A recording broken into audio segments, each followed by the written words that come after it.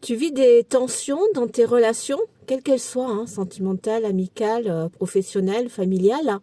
Est-ce que c'est le cas? Si effectivement tu te reconnais là-dedans, hein, c'est qu'il y a de fortes chances que tu aies des problèmes avec tes émotions.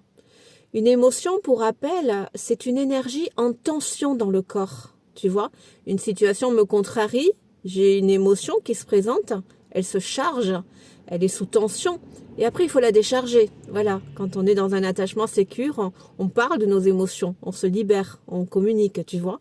Mais nous, très souvent, on n'avait pas le droit. On n'avait pas le droit, enfant, hein, les émotions c'était tabou, on se faisait engueuler, donc on n'a jamais, oh non, pratiquement jamais, décharger nos émotions. Donc, comme c'est une énergie en tension dans le corps, je suis pleine de tension, pleine de stress, tu vois.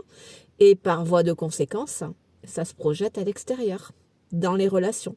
Donc, si tu veux harmoniser tes relations, harmonise ton monde intérieur. Apprends à accueillir tes émotions, à les nommer, à les identifier, à communiquer avec elles, à développer, à leur demander pourquoi elles sont là, à cause de qui, à cause de quoi, et puis quels sont leurs besoins.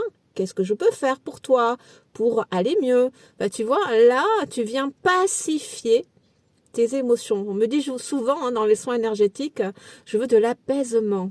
Ok, énergétiquement, on peut travailler dessus, mais on a des responsabilités aussi quand même. On est matière, on n'est pas qu'énergie. Donc, pour apaiser mes émotions, eh bien, à part communiquer avec elles, déjà pour les nommer, les identifier, ce qui va permettre de les libérer, donc d'alléger mon cœur, mon mental, mes émotions, mon monde intérieur, bah, c'est très important à mettre tout ça en place. Donc, soyons cohérents. Allez, à méditer gentiment.